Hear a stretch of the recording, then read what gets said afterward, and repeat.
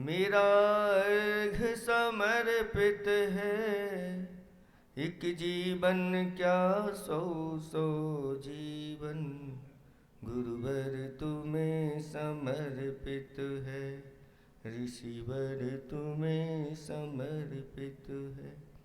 देवादिदेव एक जराठ कैवल्य कमलापति आदि ब्रह्मा आदिनाथ भगवान की जय। देवादिदेव एक जराठ श्री शांतिनाथ भगवान की जय। देवादिदेव एक जराठ चैतन्य चमत्कारी चिंतामणि पारसनाथ भगवान की की जय। देवादिदेव एक जराठ वर्तमान ससनायक महावीर भगवान की जय। परम पूज्य स्वाट आचार्य पिवर गिरवर श्री विद्यासागर जी महामुनिराज की जय। बोल 9 करोड़ मुनिराजों की जय। बोली विमल सागर जी महाराज की जय।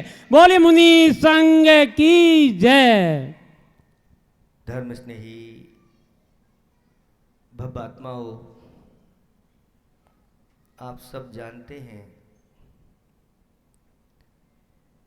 कि बात बिगड़ रही थी और हम लोगों ने तो मुख उस ओर कर लिया था, लेकिन आप लोगों का ऐसा पुण्य था कि हम लोगों को खींच करके इस तरफ ले आया।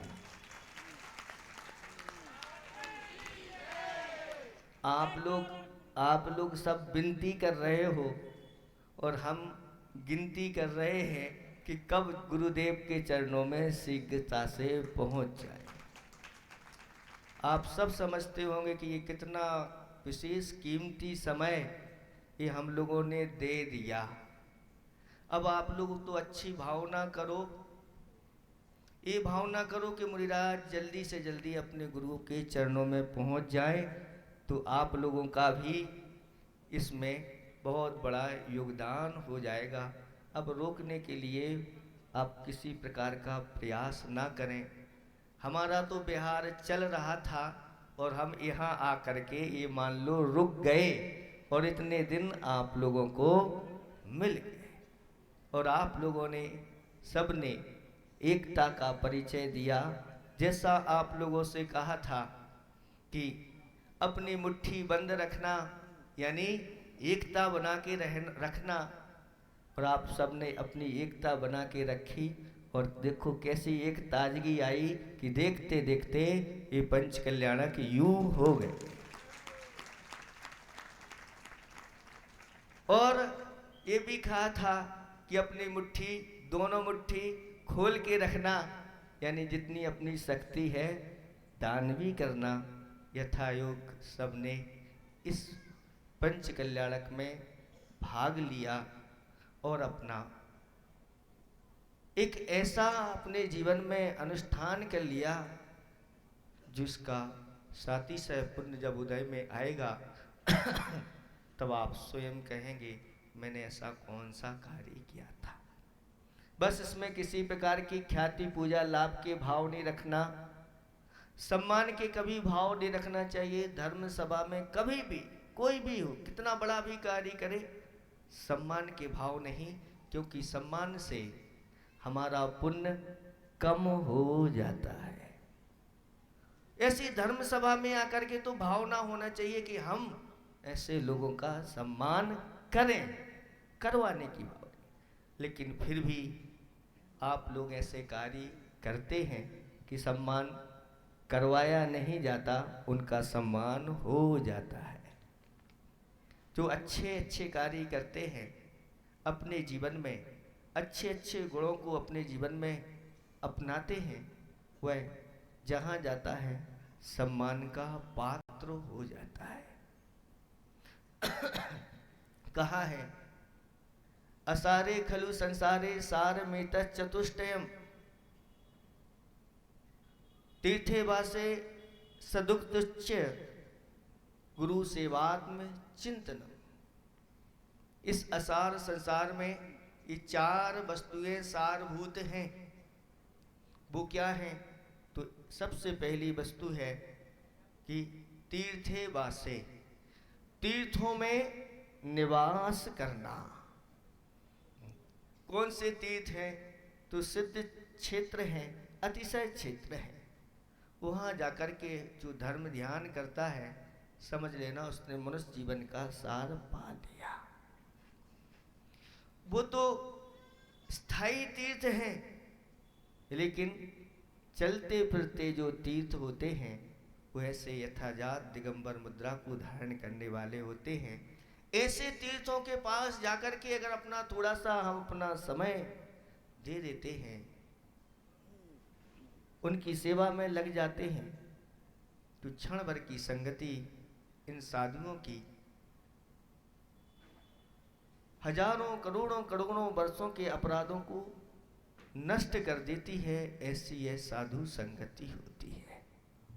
इसलिए साधु संगति के लिए हमेशा लालायित रहना चाहिए और इस अवसर का लाभ उठाते रहना चाहिए। तो दूसरे नंबर पर कहा सद उक्ति ही। शास्त्रों में जो अच्छी उक्तियां बताई गई हैं, शास्त्रों में जो आपके लिए दुर्गति से रोकने वाली बातें बताई गई हैं, सदगति में ले जाने वाली बातें हैं, इनको अच्छी तरह से प्रतिदिन अध्ययन करके अपने जीवन में उतारना चाहिए। शास्त्रों में आचार्य भगवंतों ने वर्णन किया कि जो जिनेंद्र भगवान की भक्ति पूजा आराधना करता है वह व्यक्ति दुर्गति में नहीं जाता और निरंतर उसका जीवन पुण्य से भरता चला जाता है और परंपरा से मुक्ति को भी प्राप्त कर लेता है। आप लोगों ने ये पंच कल्याणक का अनुष्ठान तो कर लिया, लेकिन अब आप लोगों को गुरु दक्षिणा भी तो देना है। देना है कि नहीं देना है? अब ये लोग कह रहे हैं महाराज क्या पता क्या मांगने वाले हैं। हम कुछ मांगने वाले नहीं, जो कुछ है सब आपको देने ही वाले हैं। आप लोगों ने ये पंच कल्याणक अनुष्ठान अच्छी भावना के साथ किया तो वह सानंद संपन्न हो गया। लेकिन अब आपका कर्तव्य है कि जिन आराध्य को हमने बैठाया है उनकी भक्ति पूजा आराधना आप लोगों को प्रतिदिन करना है। ये आप लोगों को देना है। कितने लोग तैयार हैं कि हम भगवान की प्रतिदिन भक्ति पूजा आराधना करेंगे। विशेष परिस्थिति की सबको छूट है, बीमारी की छूट है, कभी छूट गई तो उसकी भी छूट है। लेकिन अब आपका कर्तव्य है कि हमारे आराध्य है, हम इनकी भक्ति पूजा।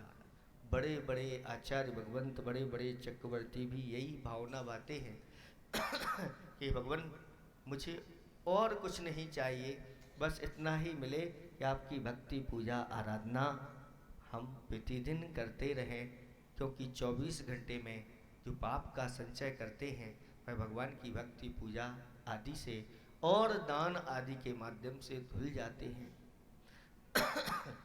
और आप लोगों के लिए गुरुदेव के आशीर्वाद के माध्यम से ये सब कार्यक्रम मिला है, तो आप लोग भी अब समर्पित होकर के जैसी आगम में पद्धति बताई गई है उस पद्धति के माध्यम से यहाँ पूजा पाठ करना, किसी का फेर बदल आदि नहीं करना, अपनी मनमानी नहीं करना, जिनवाणी के अनुसार चलना और हमेशा हमेशा देव शास्त्र गुरु की डोर से बंधे रहना। जैसे पतंग होती है, वो पतंग अगर डोर से बंधी रहती है तो सुरक्षित रहती है, और जो बालक है वह भी उड़ाने वाला जो है वह भी प्रसन्न रहता है और पतंग भी प्रसन्न रहती है हवा में। अगर वह पतंग डोरी का साथ छोड़ दे और वह पतंग कट जाए तो फिर उसके कोई अस्तित्व का पता नहीं होता। वह कहीं भी जाकर के उसकी हालत खराब हो जाती है, कीचड़ में जाके भी गिर सकती है, कहीं कांटों पर भी जा सकती है, कहीं पर भी वह अधर में लटक सकती है। ऐसे ही आचार्य भगवंत कहते हैं कि जो देव शास्त्र गुरु की डोरी से बंधा रहता है वह कहीं अधर में नहीं लटकता, और जिसमें जो देव शास्त्र गुरु की डोरी छोड़ देता है उसका कोई भरोसा नहीं होता। इसलिए आप लोग देव शास्त्र गुरु की डोरी से बंधे रहना और निरंतर अच्छे सत्कार्य करते रहना। बहुत सारे लोग सोच रहे होंगे हमारा सम्मान नहीं हुआ। सभी सम्मान के पात्र हैं। ये यहाँ बड़े बड़े पात्र बने हैं, उन सबको तो आशीर्वाद है। जो भी अपना सहयोग दे रहे हैं वो भी आशीर्वाद के पात्र हैं। लेकिन ऐसा कहा गया है कि अगर यहाँ सब पात्र बने हुए हैं और अगर दर्शक नहीं है तो सब सूना सूना हो जाता है, और जब दर्शक आ जाते हैं तो सब सोना सोना हो जाता है। तो दर्शकों का भी बहुत बड़ा उसमें सहयोग होता है। छोटे से लेकर के बड़े तक का सहयोग इसमें होता है, क्योंकि ये सामान्य कार्य नहीं होता, ये विशेष कार्य है। जिन जिन ने इसमें अपना सहयोग दिया, समय दिया, तन मन धन दिया, और जिन जिन ने अपना मन भी दिया मात्र इस कार्यक्रम की अनुमोदना की, सभी लोग आशीर्वाद के पात्र हैं। उन सबको हमारा बहुत बहुत आशीर्वाद है। वह दिन दुगनी रात चौगनी ऐसे ही धर्म की वृद्धि करते रहे। महाराज आपने धर्म वृद्धि का आशीर्वाद दे दिया, धन वृद्धि का नहीं दिया। धन वृद्धि तो आपकी स्वयं ही होती चली जाएगी। कहते हैं जिसके जीवन में धर्म की वृद्धि होती है उसके चारों ओर से धन की वृद्धि अपने आप हो जाती है। इसलिए हमारे आचार्य भगवंतों ने कहा कि धन वृद्धि का आशीर्वाद नहीं, इनको तो धर्म वृद्धि का आशीर्वाद दो। इनकी धर्म वृद्धि होगी तो धन वृद्धि भी होती चली जाएगी, साथ साथ में उससे धर्म भी ये करते चले जाएंगे। और अगर धन वृद्धि का आशीर्वाद दे दिया और उसी में आसक्त हो गए, मंदिर आने की फुर्सत नहीं, तो फिर वह दुर्गति के पात्र हो जाएंगे। सच्चे गुरु तो धर्म वृद्धि का आशीर्वाद देते हैं। सबको हमारा आशीर्वाद है। ऐसे ही आप लोग धर्म के अनुष्ठान करते चले जाएं और अपने जीवन को धन्य बनाते चले जाएं। अहिंसा परमो धर्म की